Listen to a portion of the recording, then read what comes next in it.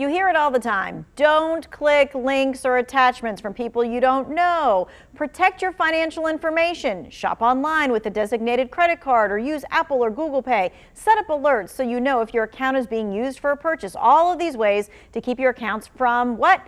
Getting hacked. That's right. But today, guess what? We're going to talk about everything you do to get hacked. This is with the Better Business Bureau. Today, Lachelle Yates from the Better Business Bureau is here to talk about all the things that you're doing. She's an expert on all things scam and consumer protection related. She's here to answer your questions. Here's how you get one of your questions answered on air. You text your question. The number is 336-379-5775. This is a text only, so please don't call, but we'll keep the number up for the next two segments here. All right, Lachelle, let's start with this because this is kind of counterintuitive. We're starting with what people are doing to get hacked. So what are people doing to get hacked?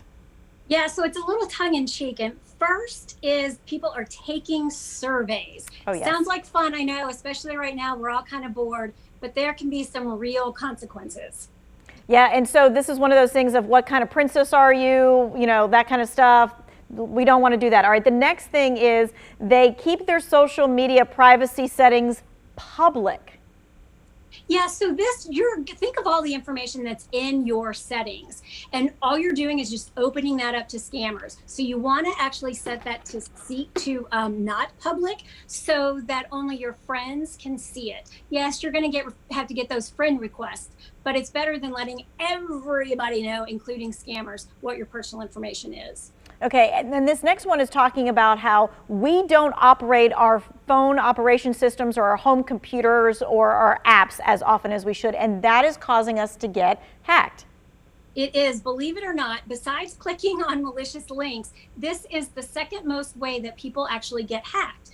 And software companies, they'll discover a flaw, and so then they send out a fix. And if you don't download that fix, then you are leaving your computer open to cyber criminals.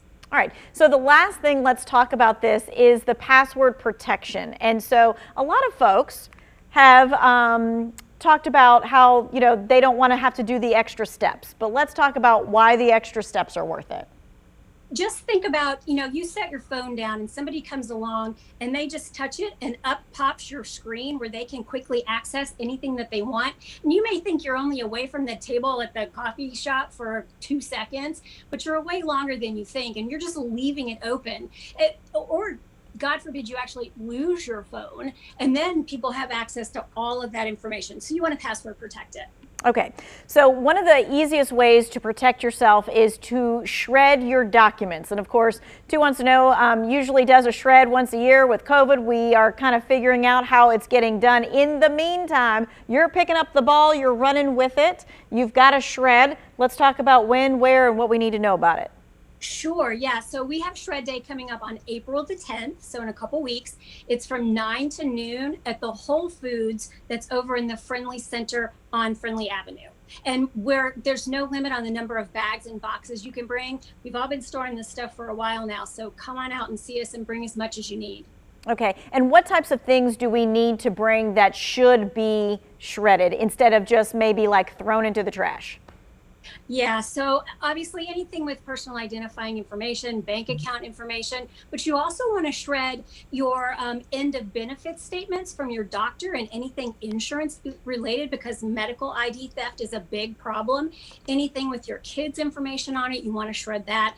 Tax information, again, anything that you're giving the scammer more than just your name and your address, you want to shred that.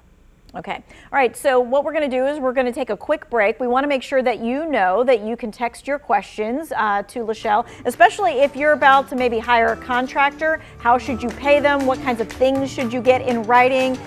Why it's not good enough to just agree on something. We're going to talk about that when we come back. The number is there at the bottom of your screen, 336-379-5775.